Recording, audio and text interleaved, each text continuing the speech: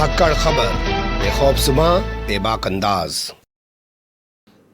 धाकड़ खबर के news room से मैं आपके साथ हूं अकरम रईस खान। कल एक खबर आपके सामने रखी थी जिसमें बताया था कि शाहरुख खान के बेटे आर्यन खान और तमाम जितने भी लड़के हैं जिन पे आरोप लग रहा है कि वो रेप पार्टी कर रहे थे क्रूज पर, वो उनको फर्जी फंसाया गया है। और ये खबर हमने आपके सामने रखी थी महाराष्ट्र सरकार के मंत्री नवाब मलिक, जी हाँ, जो एनसीबी यानी कि शरद पवार की पार्टी के बड़े नेताओं में शुमार किए जाते हैं। उनकी प्रेस कॉन्फ्रेंस के आधार पर उन्होंने बाकायदा प्रेस कॉन्फ्रेंस में प्रोजेक्टर चलाकर कुछ तस्वीरें दिखाई, कुछ वीडियोस दिखाए और दावा किया कि तमाम का तमाम मामला फर्जी है, क्योंकि भारतीय जनता पार्टी का एक नेता तस्वीरों में नजर आ रहा है जिसका नाम मनीष भानुशाली है, जो प्रधानमंत्री के साथ नजर आ रहा है, गृह मंत्री के साथ नजर आ रहा है और देवेंद्र फडणवीस और तमाम नेताओं के साथ नजर आ रहा है। इसके अलावा दूसरा एक शख्स जो नजर आ रहा है जिसका नाम है केवी गोपसे, उसको एनसीबी ने अपना अधिकारी मानने से इनकार कर दिया है। तो वो वहाँ पे क्या कर रहा है, इन्हीं दोनों लोगों की मौजूदगी और इनके व्यवहार के आधार पर, और जो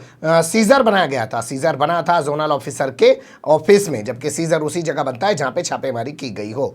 इन तमाम सवालात को उठाते हुए नवाब मलिक ने कहा था कि पूरा मामला फर्जी है। तो उस खबर के आखिर में मैंने आपसे बताया था कि इस मामले में हमारे पास एनसीबी का रिएक्शन नहीं है, इस मामले में हमारे पास मनीष भानुशाली का रिएक्शन नहीं है। तो हमारे पास एनसीबी का भी रिएक्शन आ गया और मनीष भानुशाली का भी रिएक्शन आ गया, लेकिन अभी तक केवी गोपसे कहाँ गायब है वो सामने नहीं आ पा रहा है। ना ही एनसीबी ना ही भारतीय जनता पार्टी उसके बारे में कुछ बता पा रही है।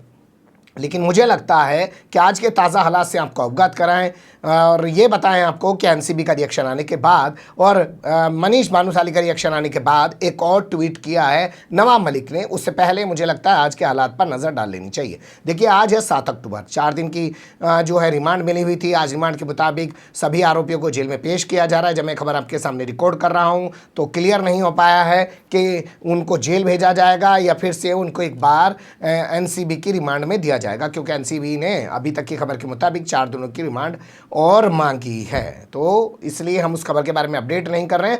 हो सकता है जब ये खबर आपके सामने ब्रेक हो रही हो तो उससे जुड़ा हुआ कोई ताज़ा अपडेट आ चुका हो। मान लो हो सकता है उनको जमानत मिल गई हो सकता है उनको रिमांड पे भेज दिया गया हो सकता है उनको जेल भेज दिया गया, तो उसके बारे में हम अभी बता नहीं पाएंगे। लेकिन जो ताज़ा चीज़ें उभर रही हैं वो आपके सामने ज़रूर रख देते हैं। एनसीबी के जोनल डायरेक्टर हैं जिनका नाम है समीर वानखेड़े। आप गूगल करेंगे तो बहुत सारी ऐसी खबरें मिल जाएंगी जो उनकी महानता के गीत गा रही हैं। उनकी पत्नी के हवाले से भोंपू मीडिया और उसके दलाल चाटुकार दंगाई पत्रकार छाप रहे हैं कि साहब वो तो 2 घंटे सोते हैं, 24 घंटे में 22 घंटे काम करते हैं। नरेंद्र मोदी हो गए, आदित्यनाथ योगी की तरह सोते ही नहीं है, काम ही करते रहते हैं। काम कर करके देश को इस हालत में पहुँचा दिया कि 80 करोड़ लोग 4 किलो गेहूँ और 1 किलो चावल लेकर जिंदा हैं। ये तरक्की की है। खैर छोड़िए, उस पर कभी और बात करेंगे। लेकिन कुल मिला के ये है कि इनका बयान सामने आया है और इन्होंने जो कहा है कि हमने जो भी काम किया है, जब पत्रकारों ने पूछा इनसे नवाब मलिक के आरोपों की बाबत, तो इन्होंने कहा हमने नियमों के तहत काम किया। सुन लीजिए इनकी ज़बानी। कुछ आरोप जो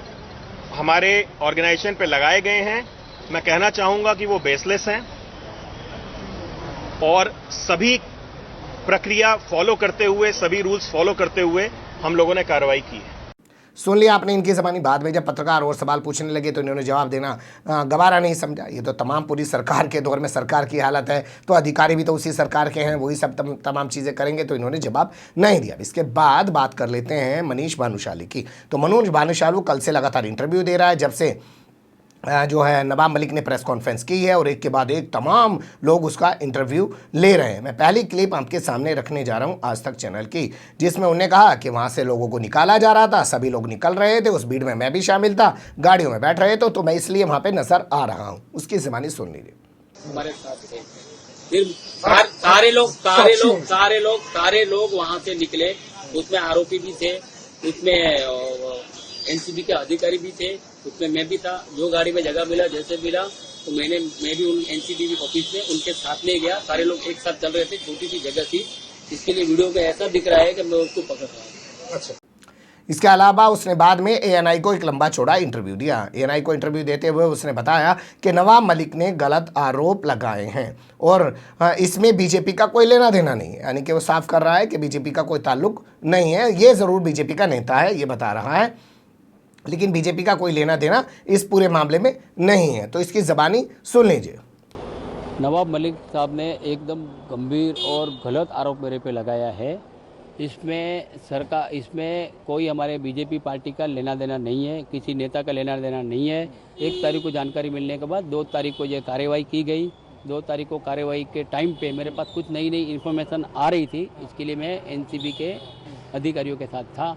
जैसे कार्रवाई पूरी होने के बाद मुझे स्टेटमेंट देने का था विटनेस के हिसाब से, तो मुझे भी जैसे आरोपी को लेके गए, जैसे एनसीबी अधिकारी साथ में गए, वैसे मुझे भी साथ में ले जाया गया ऊपर, और वहाँ जाने के बाद मेरा विटनेस के ऊपर साइन लेके मुझे छोड़ा गया।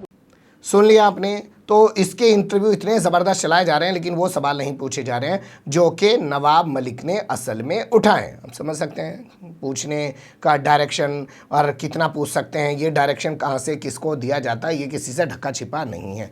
अब बात कर लेते हैं नवाब मलिक की। तो नवाब मलिक ने फिर से एक नया वीडियो ट्वीट किया, जिसमें वो वीडियो डालते हुए कह रहे हैं कि जो है मनीष भानुशाली और इसके अलावा केवी गोबसे जो हैं छापेमारी से पहली रात में एनसीबी के दफ्तर में क्या काम कर रहे हैं और क्यों नजर आ रहे हैं, ये तस्वीरें आप देख सकते हैं।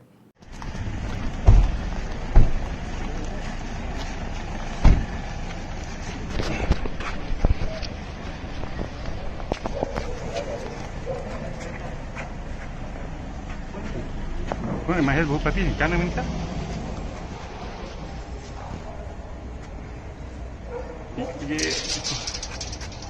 ये तो वही है ना सर, थोड़ा सा हटिए ना सर। हाँ हाँ हाँ हाँ ठीक है, हम लोग दूर से ही ले ले रहे।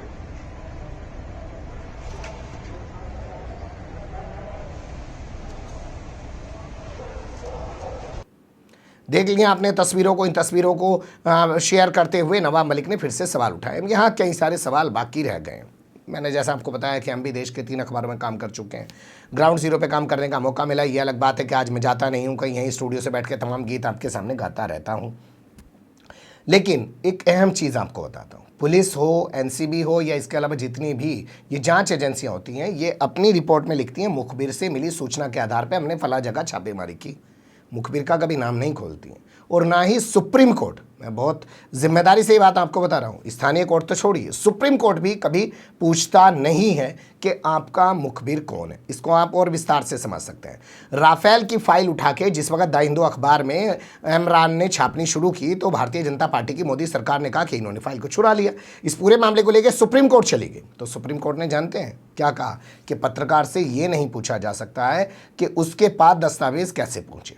तो पत्रकार के सूत्र और पुलिस का मुखबिर, ये पूछा नहीं जाता। लेकिन यहाँ एनसीबी कह रही है कि हमने इनको गवाह के तौर पे शामिल किया। तो गवाह के तौर पे शामिल किया तो मौके से पकड़े जाते, तो गवाह बनाए जा सकते थे। पहले से ही कैसे इनको गवाह के तौर पे शामिल कर लिए? पहले से तो मुखबिर के तौर पे शामिल कर सकते थे और मुखबिर का कभी खुलासा नहीं किया जाता। लेकिन अपने इन मुखबिरों के आधार पे जो इनसे सूचना मिली, मान लेते हैं एनसीबी ने छापेमारी की, तो इनको गवाह कैसे दिखा दिया? गवाह तो दिखा नहीं सकते। गवाह तो जो मौके से मिला, मान लीजिए आप कहीं गए, पुलिस वालों ने कहीं छापेमारी की, वहाँ पे 100-200 लोग हैं, 10-20 लोग वहाँ से पकड़े गए, तो उन्हीं 100-200 लोगों में से पुलिस ने 4-5 को गवाह बना लिया। देखो भाई, हमने यहाँ से ये चीज़ें पकड़ी हैं, इन लोगों को हिरासत मिली है, इनके पास से पैसा बरामद हुआ, ये माल बरामद हुआ। लेकिन पुलिस इनको मुखबिर बताने के बजाय, जबकि खुद को मुखबिर बता रहे हैं, और पुलिस इनको गवाह बता रही है। ये भी सवालों के घेरे में है। पुलिस इसलिए यूज कर रहा हूँ क्योंकि तमाम चीज़ें पुलिस ही तो हैं, चाहे वो सीबीआई हो, चाहे वो एनआईए हो, ये सब पुलिस ही तो हैं। आप इसको पुलिस ही मान के चलिए। सिर्फ वो खाकी वर्दी पहन के घूम रहा है वही पुलिस वाला नहीं होता है। तो अभी भी बहुत सारे सवाल बाकी हैं। देखना दिलचस्प होगा क्या वो सवाल आएंगे और क्या भोंपू मीडिया उन सवालों को उठा पाएगा, या बस इसके सामने माइक लगा दिया उसकी बात दिखा दी, और उसके सामने माइक लगा दिया उसकी बात दिखा दी, और फिर तमाम चीज़ों को उठा के कूड़े के ढेर में डाल दिया। जहाँ उसे अपना नंगा नाच दिखाना हो वहाँ पर वो दिखाता ही रहेगा जिसके इशारे पर कर रहा है। बने रहेगा धाकड़ खबर के साथ। फिलहाल कमेंट्स के रूप में आप लोग अपनी राय दे सकते हैं।